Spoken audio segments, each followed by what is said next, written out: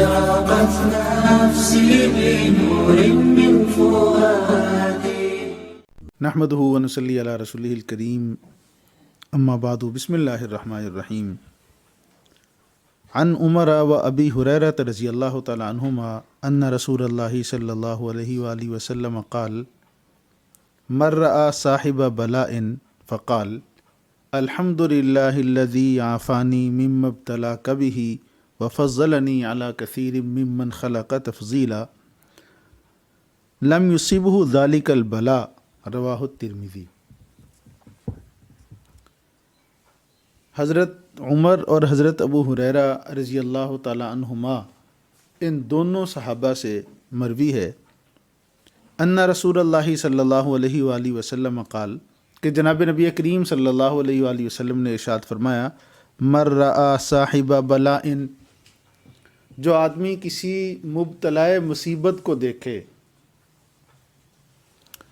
فقال پھر کہے الحمد للہ الذی عافانی مما ابتلاک به وفضلنی علی کثیر ممن خلق تفضیلا، یعنی یہ دعا پڑھ لے جس کا ترجمہ ہے تمام تعریفیں اس اللہ کے لیے ہیں کہ جس نے مجھے عافیت بخشی اس مصیبت سے، اس بلا سے جس میں آپ کو مبتلا کیا، وفضلنی علی کثیر ممن خلق تفضیلا، اور مجھے اپنی بہت ساری مخلوقات میں سے فضیلت بخشی.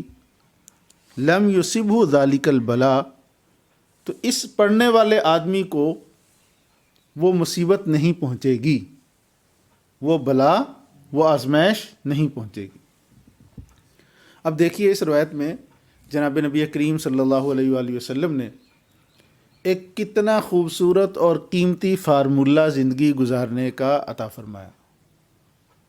کیا کہ تم ہر غم سے بے غم ہو سکتے ہو، ہر مصیبت سے محفوظ ہو سکتے ہو، ہر دکھ سے محفوظ ہو سکتے ہو اگر اس دعا پڑھنے کا اہتمام کر لو، جس کا حاصل یہ ہے کہ تم کسی بھی مصیبت میں مبتلا شخص کو دیکھو، کسی بھی غم میں مبتلا شخص کو دیکھو، کسی بھی تکلیف میں مبتلا شخص کو دیکھو اور دیکھ کر فوراً یہ دعا پڑھ لو الحمدللہ الذی عافانی مما ابتلاک به وفضلنی علی کثیر ممن خلق تفضیلا.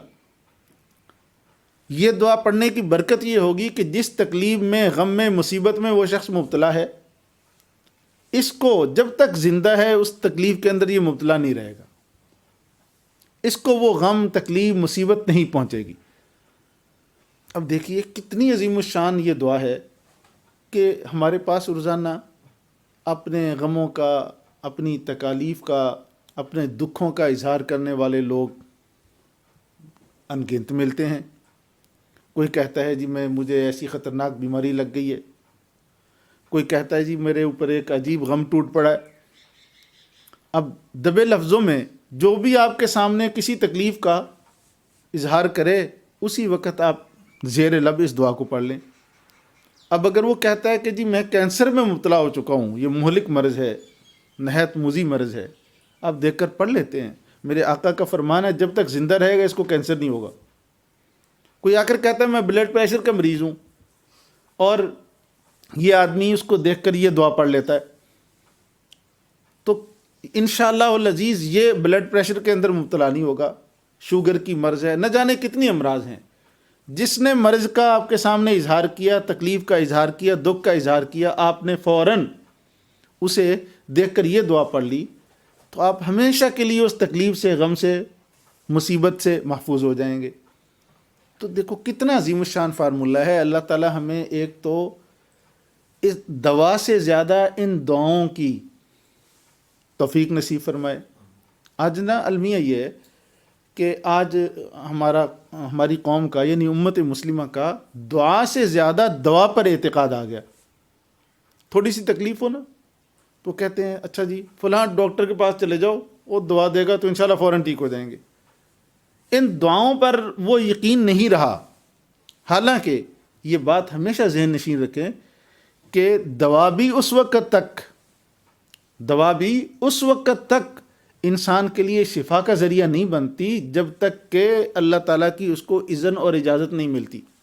یعنی دعا بھی مؤثر بنتی ہے جب دعا ساتھ ہو. تو دعا اصل ہے اور دوا تو ایک ذریعہ ہے. ایک دوا بسا اوقات انسان کے لیے شفا کا ذریعہ بنتی ہے، وہی دوا دوسرے وقت میں شفا کا ذریعہ نہیں بنتی. ہم دیکھتے رہتے ہیں.